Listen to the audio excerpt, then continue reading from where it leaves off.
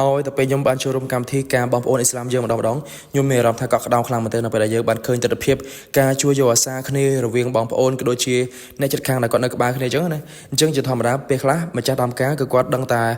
ចំណាយលុយទិញម្ហូបតិចអីចឹងទៅប៉ុន្តែពេលហ្នឹងគឺអ្នកជិតខាងក៏ដូចជាបងប្អូនហ្នឹងរួមគ្នាធ្វើម្ហូបអ្នកខ្លះចែកទូនទីខាងលាងចានអ្នកខ្លះគាត់ដាំបាយអ្នកខ្លះគាត់កាប់សាច់កាប់អីតាមទូនទីគាត់អញ្ចឹងណាជាធម្មតាថ្ងៃការបងប្អូនអ៊ីស្លាមយើងនៅកម្ពុជាពេលព្រឹកមានការហូបបាយរវាងបងប្អូនក៏ដូចជាអ្នកជិតខាងដែលគាត់នៅក្បែរគ្នាអញ្ចឹងណាហើយដល់ពេលថ្ងៃរសៀលហ្នឹងគឺមានការទទួលនៅភ្ញៀវដែលគាត់មកពីឆ្ងាយភូមិផ្សេងនៅស្រុកផ្សេងអញ្ចឹងហើយវប្បធម៌ជួយយកអាសាគ្នាថ្ងៃការនេះមិនខ្ញុំតែមិនឃើញទេគឺវាកាត់ឡើងតាំងពីខ្ញុំនៅទូចហ្មងអញ្ចឹងសង្ឃឹមថាវប្បធម៌ដ៏ល្អប្រពៃនេះនៅតែរក្សាបានយូរអង្វែងរហូតដល់កូនចៅជំនាន់ក្រោយរបស់យើងហ្មងក៏ពិតរឿងហូបការនេះគឺជារឿងបន្តបន្សំហើយគឺជារឿងដែលយើងលើកមុខមាត់កិត្តិយសខាងម្ចាស់ដើមការអញ្ចឹងណាប៉ុន្តែបើនិយាយពីច្បាប់អ៊ីស្លាមហ្មងការដ៏សំខាន់បំផុតរឿងដំបូងបំផុតដែលមុននឹងខ្លាចជាប្តីប្រពន្ធនឹងគ្នាគឺជាការនីកាសឬការកបលអីចឹងអញ្ចឹងការកបលហ្នឹងគឺជាការចាប់ដៃគ្នាឬក៏ការព្រមព្រៀងគ្នារវាងអាណាព្យាបាលខាងកូនកំមុំឬហៅថាវ៉ាលីជាមួយនឹងកូនកន្លោះផ្ទាល់ហ្មងហើយក៏មានសាក្សីដើម្បីធ្វើការដឹងឮរវាង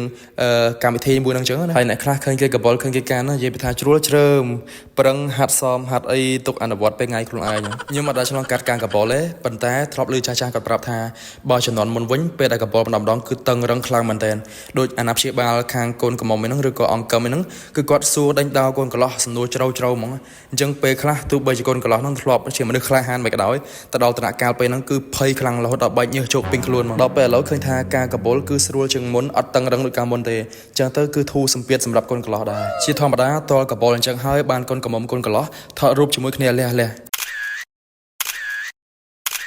និយាយទៅបើតាមច្បាប់អ៊ីស្លាមកូនកន្លោះកូនកំមុំអត់អាចថតរូបជាមួយគ្នាបានទេលុះត្រាតែពីអ្នកគាត់ហ្នឹងបានកបលខ្លាចជាប្តីជាប្រពន្ធសិនហើយជាធម្មតាតែថ្ងៃការកូនកំមុំកូនកន្លោះដល់តែអំភើបហើយប៉ុន្តែអ្នកខ្លះអត់អំភើបជាមួយទេគឺជីវិតពោរពេញដោយភាព stress ហ្មងជាទូទៅខ្ញុំសង្កេតឃើញថាការបងប្អូនអ៊ីស្លាមយើងនៅកម្ពុជាហ្នឹងបន្ទាប់ពីហូបបាយបន្ទាប់ពីថតរូបអីហើយគឺបញ្ចប់ត្រឹមពេលល្ងាចម៉ោង 4 ម៉ោង 5 អញ្ចឹងទៅប៉ុន្តែភ្ញៀវខ្លះគាត់មកលេងកំដរកូនកន្លោះកូនកំមុំដល់ពេលល្ងាចម៉ោង 6 អីទៀតអញ្ចឹងណាកម្មវិធីការដែលខ្ញុំបានចូលរួមនេះគឺស្ថិតនៅក្នុងភូមិព្រៃថ្នងស្រុកទឹកឈូខេត្តកំពត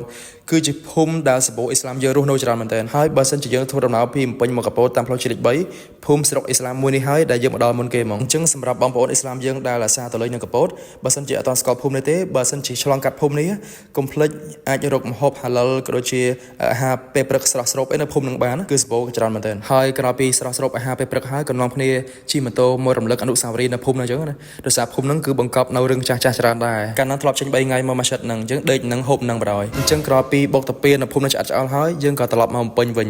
ហើយវីដេអូថ្ងៃនេះចាប់ត្រឹមប៉ុណ្ណឹងជួបគ្នាក្នុងវីដេអូក្រោយអស្សឡាមអាឡៃគុំវ៉ារ៉ាហ្មាតុលឡោះហ៊ីវ៉ាបារកាតុ